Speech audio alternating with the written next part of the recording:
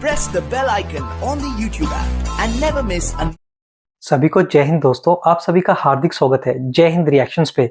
आशा करता हूं कि आप सभी लोग बहुत अच्छे होंगे। तो आज हम आपके लिए एक लेटेस्ट और एक बहुत ही इंपॉर्टेंट वीडियो लेकर आए जिसमें आप देखेंगे पाकिस्तान के मशहूर पत्रकार आलिया शाह जी को, जिनके स्पेशल गेस्ट होंगे साजिद तारड़ साहब, जो कि एक जबरदस्त जियोपॉलिटिकल एक्सपर्ट है। वो है तो पाकिस्तानी मूल के, पर वो अमेरिका में रहते हैं, इसलिए भारत और अमेरिका के रिश्तों पे बहुत ही जबरदस्त नॉलेज और गहरी पकड़ रखते हैं। तो ये वीडियो काफी इंटरेस्टिंग होगी, जिसमें ये दोनों बात करेंगे हमारे प्यारे देश भारत के बारे में और खासकर भारत के विदेश मंत्री जयशंकर साहब के बारे में। तो ये वीडियो काफी नॉलेजेबल होगी, आपको बहुत कुछ जानने को मिलेगा और मजा आएगा। तो इसे अंत तक देखें और चैनल पे नए हैं तो चैनल को सब्सक्राइब कर दें। तो चलिए पहले ये वीडियो देखते हैं और अंत में इसके बारे में बात करेंगे।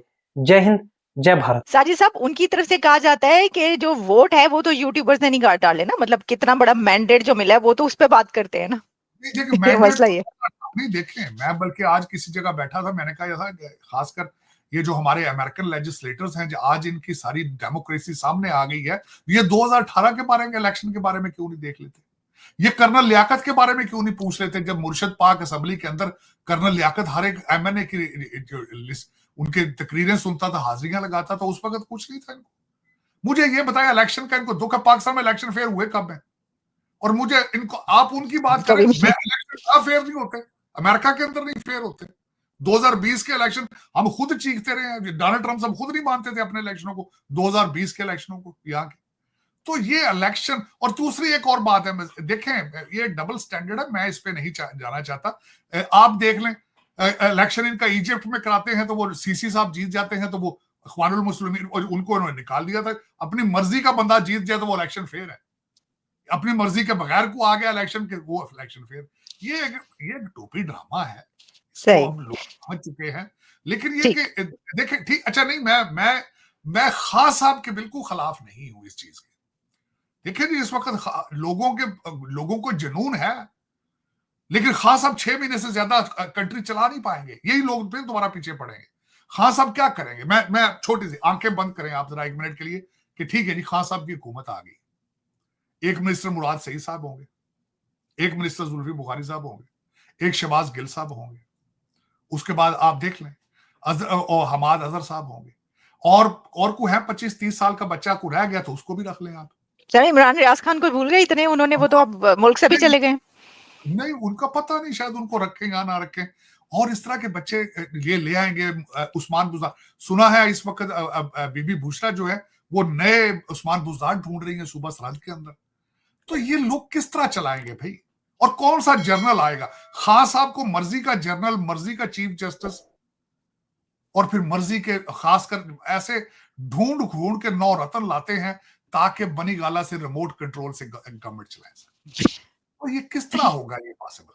चलें ठीक, मैं कहता हूं, मेरे मुंह में कहते हैं जी खाक हो, खान साहब के पास कौन सा फार्मूला है जो पाकिस्तान की इकोनॉमी को बूस्ट देगा? कौन सा फार्मूला है?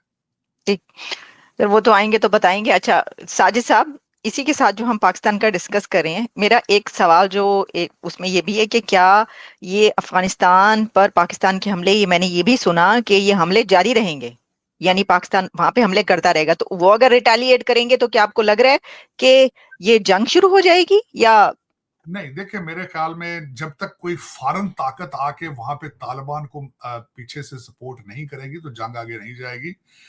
उनकी कैपेसिटी, एबिलिटी पाकिस्तान आर्मी जितनी नहीं है। लेकिन ये कि इसके बगैर हल क्या है? कोई हल है इनके पास?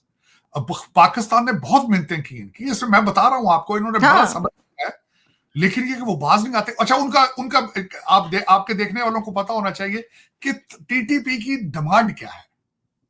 वो कहते हैं इस्लामिक गवर्नमेंट यहाँ पे शरीयत इन्फोर्स की जाए पाकिस्तान,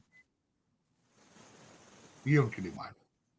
ठीक, तो जी, तो अगर ये डिमांड पूरी हो सकती हो तो करनी चाहिए। मेरे ख्याल में तो पाकिस्तान बनाया ही इस्लाम की वजह से था। आप सोचें, फिर अगर आप या तो सरेंडर करें टीटीपी के सामने, दूसरा चॉइस तो यही है। दूसरा चॉइस, तीसरा चॉइस है, खान साहब खैर अब मुर्शद बन चुके हैं, बीबी बुशरा भी अल जिहाद करा रही है, हो सकता है ये आ जाए तो टीटीपी जो है वो उनके स्टैंडर्ड पे पूरे आ जाए। ये भी एक चॉइस है, इसमें हो सकता है।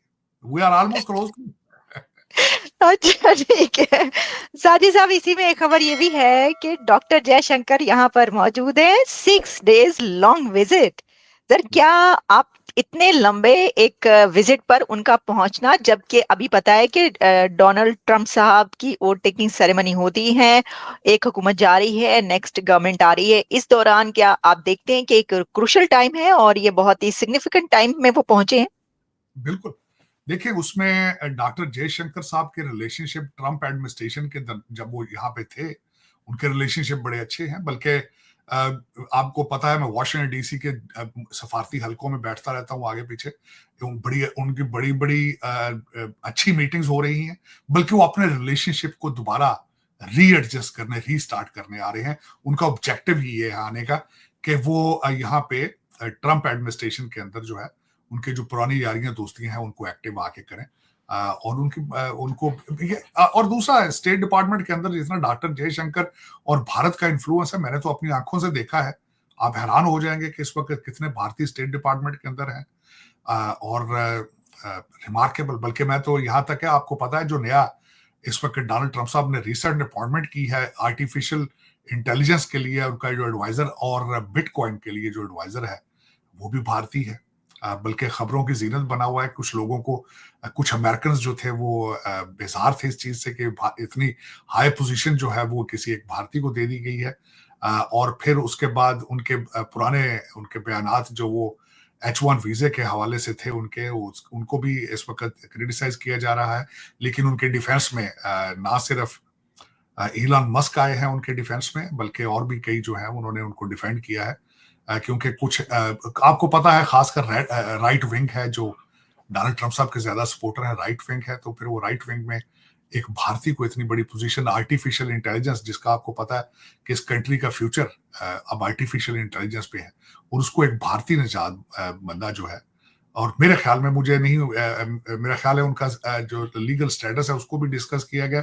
उनके पास ग्रीन कार्ड है मेरा ख्याल है। I am not sure he has क्योंकि become- सर चेन्नई बॉर्न है ना, वो चेन्नई में पैदा हुआ है, और वहां पे वो, मतलब ऐसा नहीं है कि उनके फोर फादर्स, नहीं, वो खुद भी वहां से अभी कुछ अरसा पहले जो है उन्होंने, तो ऑब्वियसली उनका तो वहीं के पढ़े हुए हैं वो। और मैं समझता हूँ बड़ी बात है। और आप अंदाजा लगा लें इस वक्त भारत के इन्फ्लुएंस का अमेरिका के अंदर, कि आर्टिफिशियल के ऊपर, आर्टिफिशियल इंटेलिजेंस एक नई डायरेक्शन देगा इस कंट्री को, ना सिर्फ डिफेंस में, मैन्युफैक्चरिंग में, बल्कि यहाँ तक है कि फेडरल गवर्नमेंट की जो परफॉर्मेंस है उसको एनहांस करना है। तो वो इलॉन मस्क और विवेक रामास्वामी दोनों आर्टिफिशियल इंटेलिजेंस का इस्तेमाल करेंगे। तो इस प्रोजेक्ट के अंदर अगर देखा जाए तो 2 भारतीय और 1 साउथ अफ्रीकन होगा। इलॉन मस्क साउथ अफ्रीकन, वो भी अमेरिका में पैदा नहीं हुए। तो अंदाजा लगा लें कि भारत का इन्फ्लुएंस फ्यूचर के अंदर अमेरिका में कितना होगा। और उन्हीं चीजों को री एनर्जाइज करने के लिए आए हैं डॉक्टर जयशंकर साहब। और मेरे ख्याल में रिलेशनशिप मजीद बेहतर होंगे। पहले भी खैर रिलेशनशिप उनके खराब नहीं है। पिछली एडमिनिस्ट्रेशन जो थी, बाइडन एडमिनिस्ट्रेशन, उनमें कुछ जो लिबरल लोग थे, फार लेफ्ट वाले, वो भारत की तरक्की से खुश नहीं थे, और हमेशा सिविल राइट्स और वहां पे माइनॉरिटीज की चीजों को सामने रख के वो क्रिटिसाइज करते थे। लेकिन मेरे ख्याल में वो रिलेशनशिप जो है वो ट्रंप एडमिनिस्ट्रेशन के साथ भारत के बेहतर होंगे। और दूसरा, जब इस वक्त चाइना के ऊपर फोकस किया जाएगा, तो जब चाइना को, हमेशा अमेरिका जब भी चाइना पे फोकस करता है तो वो समझता है कि इंडिया इज आवर एलाय और हमारे only option in the region, in the Asia. ठीक, तो साजिद साहब, आपने बड़े सैर हासिल गुफ्तगू की, जितने भी टॉपिक्स हैं इस वक्त चल रहे हैं बड़े अहम।